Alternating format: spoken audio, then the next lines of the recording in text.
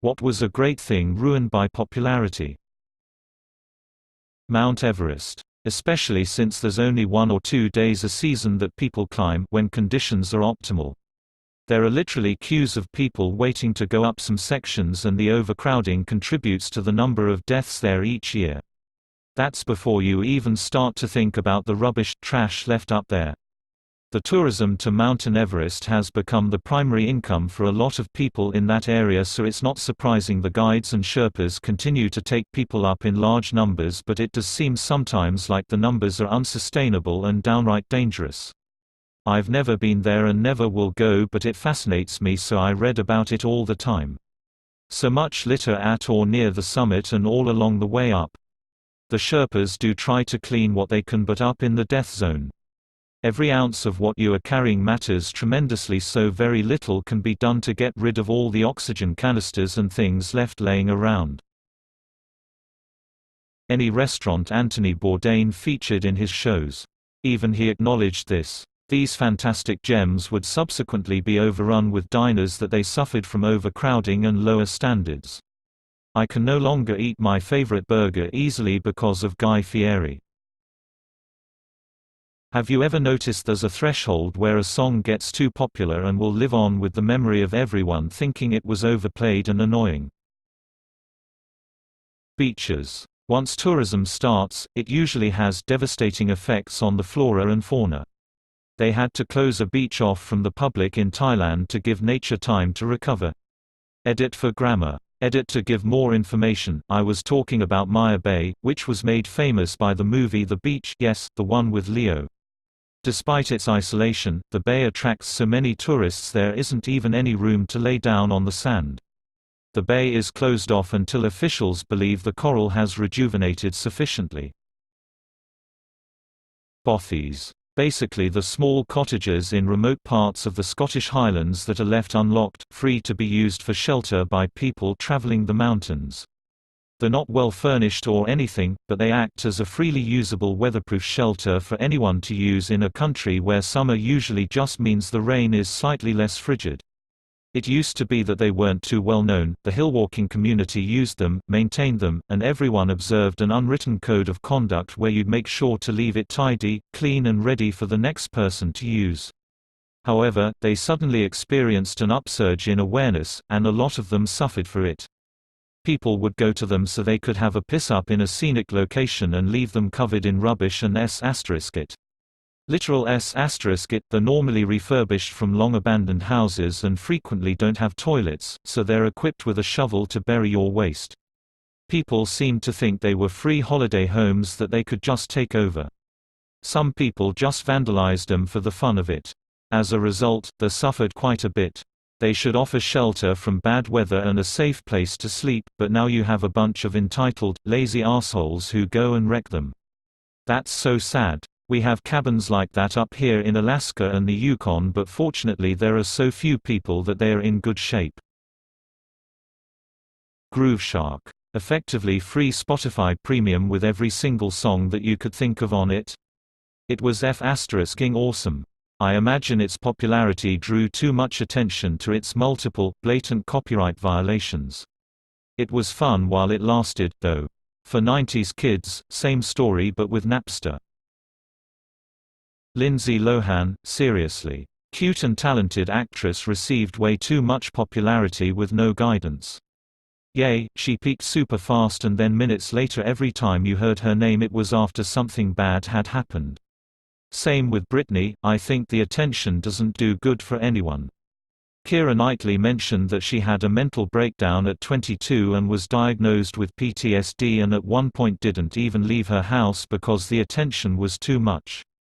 Britney and Lohan had paparazzi constantly following them and probably trying to get a reaction out of them.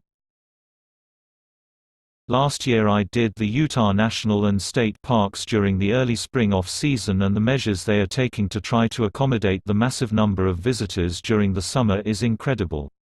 Parking, lodging, sanitation, and safety are all becoming problems, and I hope that these places don't become victims of their own popularity.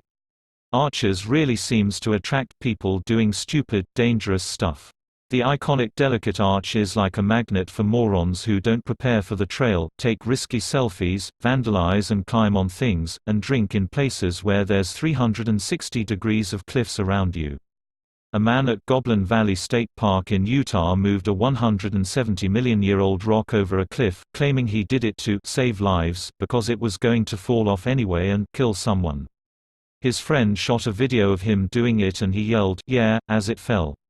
Sounds like it was for internet fame, storytelling, and to prove his masculinity. Remember back when your father knew a faster, alternative route around a major traffic jam that actually was faster? Since the handheld availability of real-time traffic data and route optimization by Google Maps, an equilibrium of travel time has established such that everyone knows what's the best route is and the traffic jam actually takes as long as the alternative route. Where Waze really shines is in real-time route changing due to unforeseen traffic conditions, telling you to get off the highway at the next exit because of an accident ahead. For a while I was driving regularly on the East Coast from the NJTP down to DC and out to WV. The number of tailgaters was mind-boggling, and almost every trip I would see a crash caused by one of these R**tards. Very often Waze would flash up an alert to take the next exit, fly down a rural route for a few miles and join the highway after the crash, usually accompanied by a lot of other wazheads avoiding the jam. Most of the historic monuments. The amount of markings all over them makes me sick. There is graffiti left by Roman soldiers and Napoleonic soldiers in Egypt, which was pretty neat to see tbh. Plastic, it is a great material but mankind does not know how to use it properly. We have this super strong, super lightweight, corrosive resistant material that can be made into any shape at a very low cost, it lasts forever, and we use it for disposable packaging. Visiting Iceland. I absolutely fell in love with the country when I was there, but the popularity of it means, like any other trendy tourist destination, that it's now ruined by tourists being Jacker**ses. I grew up near a national park that is also now ruined by overcrowding, so maybe I have a lower threshold for that sort of stuff than most, but watching idiots stomping all over fragile geothermal features 2 steps away from the "No walking on this area" sign just boils my blood. Came to say this same thing. Went approximately 5 years ago and then approximately 2 years ago. They've built stairs and paths in places that used to be natural and somewhat difficult to get to. Massive parking lots to facilitate the tour buses. Good luck getting a good pick on Diamond Beach. Won't be long before the F-roads are all paved and accessible to everyone too. Damn tourists, they ruined my tourism experience. To some extent, amusement, theme parks. They have to be popular to justify building new, state-of-the-art attractions, but eventually get so crowded that you need to buy special passes and get on a ride in less than 2 hours and can barely even find a place to sit when you want to rest for a minute. I live near Six Flags Great America, outside of Chicago.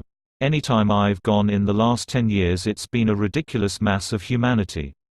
More rides than ever, but every decent ride is like a 2-hour wait. As a resident of Orlando, this crowded issue is more than just in the parks. Universal has plans to make this Nintendo theme park or resort that is massive, and the neighborhood right across has justified issue with it concerning the amount of traffic that will come. This city is a tourist trap and our infrastructure is barely hanging on with the growth and visitors. The Joker Stairs in the Bronx was a nice little piece of architecture in a quiet area of Highbridge. Now Instagram dips *it's are ruining it. There's more trash there than ever before. I feel bad for the local residents who have to put up with it. Basically any hit song gets overplayed so you end up hating it cause you can't escape it. Also probably a fair bit of TV shows. Rick and Morty is still good but the popularity led to creating a cringy fanbase which can turn a lot of people off. Travel. It used to be fun and interesting. Now it's a competitive sport. My favorite thing about it is that people think traveling is a replacement for having a personality. You're not deep or interesting because you went backpacking in Asia. Oh, you're a backpacker? Name every backpack. I live in Egypt and many of the most popular places are ruined by all the people there all year round. Yay, having a KFC right across from the Sphinx is a total WTF. Airbnb, the idea of renting free room or sofa isn't bad at all. It turned into hard business, when companies owning dozens of apartments rent them to tourists. Meanwhile there is an apartment price and rent crisis. I guess living here isn't going to be affordable for middle class anymore.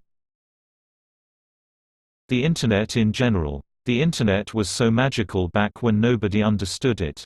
Every site was like, "Welcome to Tom's Cool Train page under construction GIF." Here's 10,000 words on why diesels are the best and electrics can go and get F***ed. You are visitor number 0000023. Sign my guestbook.